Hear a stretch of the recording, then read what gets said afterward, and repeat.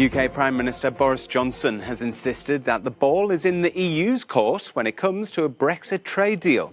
Britain leaves transitional trade and customs arrangements in 5 weeks' time, and talks to strike a replacement deal have been stuck over competition rules and fishing rights. The EU's chief negotiator, Michel Barnier, is returning to London this evening, but has tweeted that the same significant divergences persist. But Boris Johnson has suggested the UK won't be budging.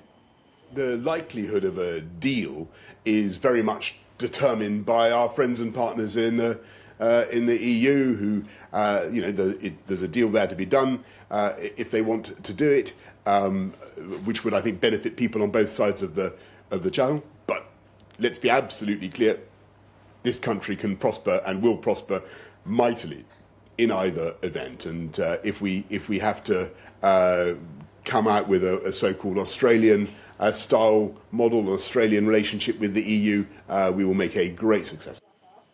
Well, let's cross straight over to Brussels, where we can speak to our political editor, Darren McCaffrey. Darren, 4.5 years since the Brexit referendum, and both sides are still arguing about fish. Yeah, and it really does seem that it's come down to this rather slippery issue of fish. As you say, those negotiations face-to-face due to begin tomorrow. There has been, we think, substantial progress, as you say, on things like the competition rules, the level playing field, and on governance. But it is on this tricky issue of fish that the talks seem pretty deadlocked on. Now, Michel Barnier today did address EU fishery ministers, in which he set out his plans that he thought would provide a solution. The EU's proposal that between 15 to 18% of Britain's fish or other fishing waters and their catch would be restored to Britain at the end of this year. But for the UK, that is simply not enough. For many, taking back control, the slogan of Brexit was all about not just controlling borders and about sovereignty, but also about British waters as well. And we think the British are pushing for higher quotas, higher catch levels, essentially, to begin with next year, and also that they will then be discussed year after year, reaching an objective in which Britain would control effectively its waters and be able to catch and sell as much fish as they want. However, the European Union's not terribly keen on that. They still want access to British fishing waters. They insist that if they don't, well, they'll ban British fish from being sold inside the European Union. And they want some guarantees as well, Oliver. They want essentially a bit of a time frame, potentially up to 10 years, where there is a set number put in place so that provides the guarantees and the longevity for EU fishermen to continue to be able to catch fish in British waters.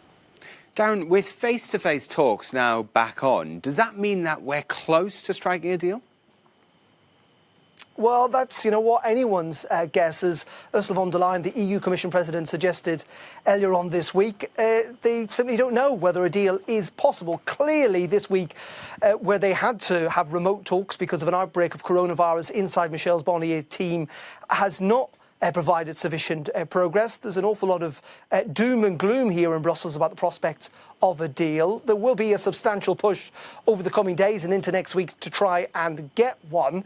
But it's all getting, to quote Alex Ferguson, squeaky bum time, really, in Brussels. There are fears that the timetable is simply getting too tight and that if neither side moves, we are heading towards no deal. Hence why people are suggesting that this needs to go up the chain of command somewhat, that Boris Johnson and Ursula von der Leyen essentially need to start talking to try and break the impasse. But as I say, these talks were meant to be wrapped up, in the middle of October, then it was at the end of October, then it was early November. We're now staring down the barrel of early December, and this has to be ratified by both the UK Parliament and the European Parliament here in Brussels, suggesting that MEPs may well have to sit between Christmas and the New Year break in order to get it passed if a deal can be done.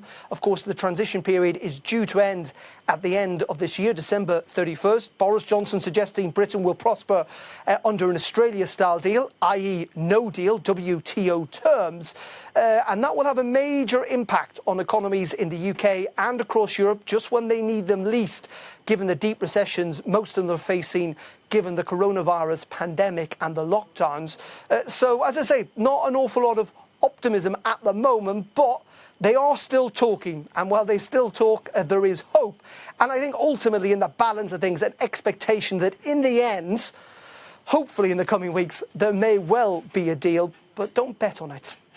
Tight timelines and tensions. Darren, thank you very much for joining us here from Brussels.